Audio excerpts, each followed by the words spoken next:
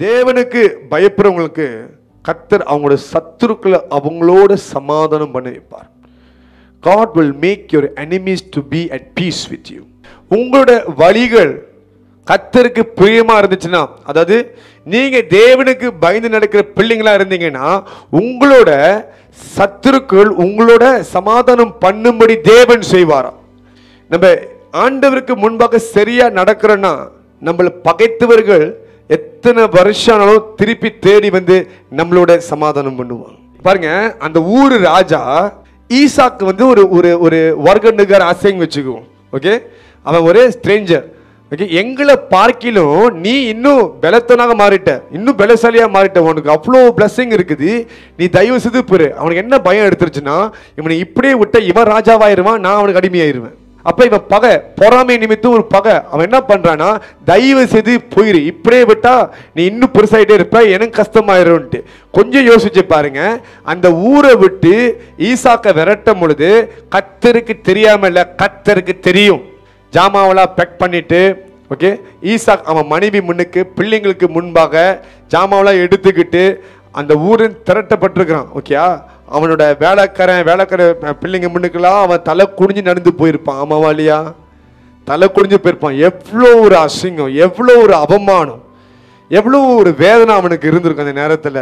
Because he got chased by the king himself.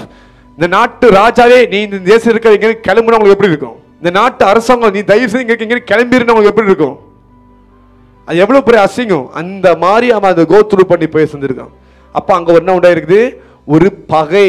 நல்லா பாருங்க, பிலிஸ்தீன் ஊரில் இருக்கிறான்.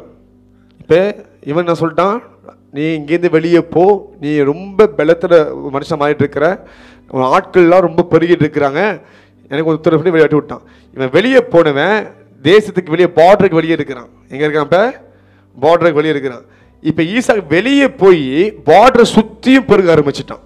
அதை பார்த்துட்டு இவனை நம்மளை சுற்றியும் பெருசாயிட்டான், நம்மளை அப்படியே வலிச்சு போட்டுருவானு பயந்துட்டு திரும்பிட்டு, நான் உனக்கு சமாதானமாக தான் அனுப்பி விட்டேன், நீ எங்க கூட சமாதானமாகவே இரு, நம்மளுக்குள்ள பிரச்சனை வேணான்னு சொல்லி அவனோட சமாதானம் பண்ண.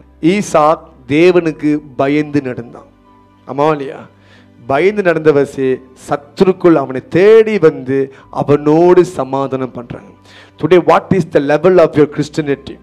உங்க கிறிஸ்துவ தரம் எந்த அளவுக்கு இருக்குது? உங்களை பகைத்த ஆட்கள் உங்களை தேடி வந்து உங்கள் இடத்துல சமாதானம் பண்றாங்கன்னா, நீங்க உண்மையா தேவனுக்கு பயந்து நடக்கிறீங்க என்ற அர்த்தம். ஆனா உங்களை பகைத்தவர் அப்படியே போயிட்டு இருக்கிறாங்கன்னா, திருப்பி வரவே இல்லைன்னா, தட் மீன்ஸ் உங்க சைட்ல சில குறைகள் இருக்குன்ற அர்த்தம். பாருங்க, ஈசாக் இடத்துல வந்து சமாதானம் பண்ணும்பொழுது, பாத்தியா உனக்கு என் மேலே பயம் வந்துருச்சு, இப்போ நான் யாருன்னு சொல்லிட்டு அவன் ஒரு பிஜிஎம் போட கிடையாது. என்ன ஆயிருக்கும்? ஈசாக்கில் இந்த காலில் பிறந்திருந்தா அவ்வளோதான். நீங்களே இருந்தால் போட்டிருப்பீங்க, அவன் என்னை பார்த்து பயந்துட்டான், அவன் என்னை பார்த்து பயந்துட்டான், இப்போ நான் யாருன்னு தெரியுது அவனுக்கு அப்படின்ட்டு இருப்பீங்க. நான் சொல்கிறது உண்மையா இல்லையா? குட்டி குட்டி பெருமைலாம் எங்கேன்னு வந்துடும் உங்களுக்கு, முகத்தில் பிம்பிள்ஸ் வர்ற மாதிரி குட்டி குட்டி பெருமை. இதுதான் நம்ம பிரச்சனை இன்னைக்கு.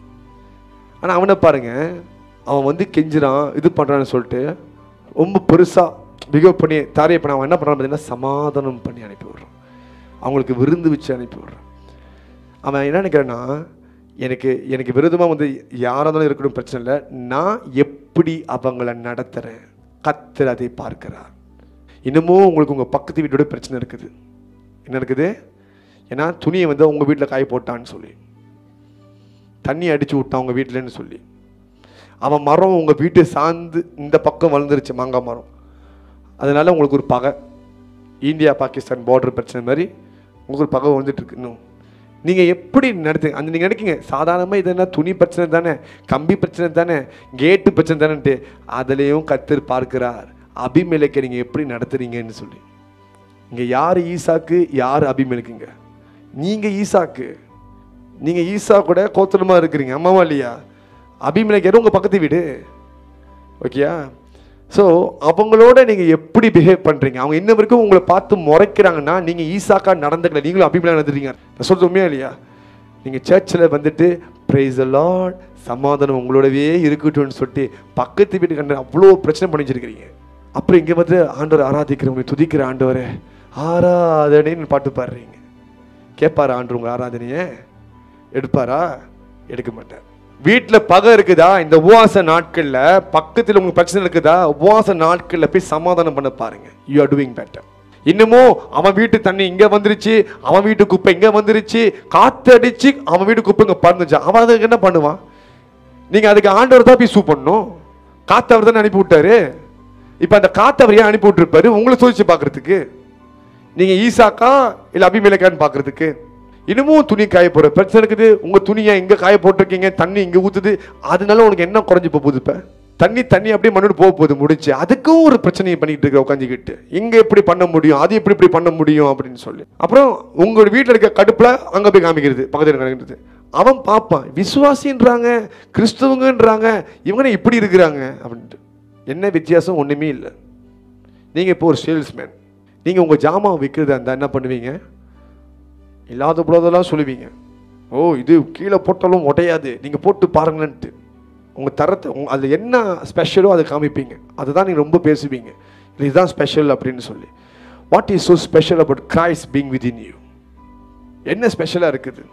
வாக்கிங்கு போவீங்க, அங்கேருந்து ஒரு நாய் துரத்திருந்துச்சுன்னா அங்கே நடந்து போக மட்டும் போய் பாயிறீங்க, போயிட்டு ஓ அது ஓ வீட்டு நாய், அது நீ பார்த்துக்க மாட்டேன், அது அவன் நாயாவே இருக்குது. உங்களுக்கு அந்த பயத்தில் டென்ஷனில் கடுப்பாங்க காமிச்சிடுறீங்க. இன்னும் நிறைய இருக்குது, லிஸ்ட்டு போட்டால் போயிட்டே இருக்கும் நீங்கள் பண்ணுறதெல்லாம். இதெல்லாம் பண்ணிவிட்டு உபவாசம் எடுக்கிறீங்களா கேட்டால் வெஜிடேரியன்றீங்க, பிரேக்ஃபாஸ்ட் ஸ்கிப் பண்ணுறீங்க.